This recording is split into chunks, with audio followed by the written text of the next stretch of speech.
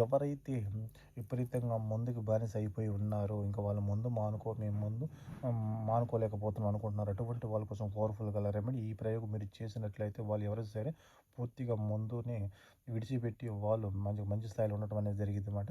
మీరు చేయవలసింది ఏందంటే, వాళ్ళు నిద్రపోతున్న సమయంలో ఒక నల్లని దారాన్ని తీసుకొని వాళ్ళ కాలు కాడ నుండి గాని, లేకపోతే తల దాకా మీరు కొలతేసుకోవాలి. ఒకవేళ వాళ్ళు కుదరదనుకుంటే వాళ్ళు నుంచున్న సమయంలో అదే తిరుగుతున్న సమయంలోనే కొలత తీసుకోండి.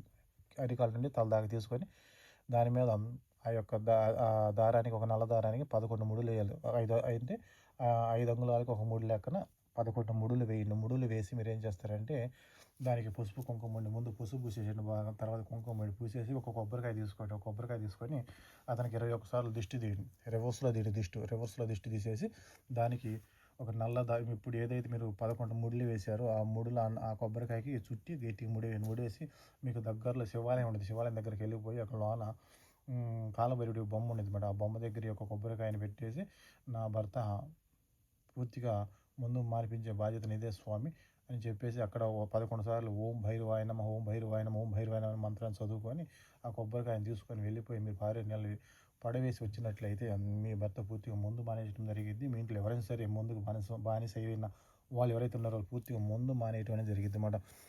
ఒకవేళ మాకు కాలభైరవుడు బొమ్మ విగ్రహం లేదండి. మరి శివుని యొక్క విగ్రహం ఉంది గుళ్ళోని ఏం పర్వాలేదు. అక్కడ నుంచొని బయట ధ్వజస్తంభం దగ్గర నుంచొని ఈ యొక్క కొబ్బరికాయని స్వామి వారికి చూపించి మీ మనసులో బాధను చెప్పుకొని, మీ సంకల్పం చెప్పుకొని దాన్ని తీసుకొని వెళ్ళిపోయి నీళ్ళలో విడిచిపెట్టేసేయండి. మీ భర్త పూర్తిగా అదే విధంగా అయితే నీళ్ళలో కొట్టుకు వెళ్ళిపోయిద్దో అదే విధంగా మీ భర్త గాని, మీ పిల్లలు గాని, ఎవరైనా సరే పూర్తిగా మందు మానేయటం అనేది జరిగిద్దన్నమాట.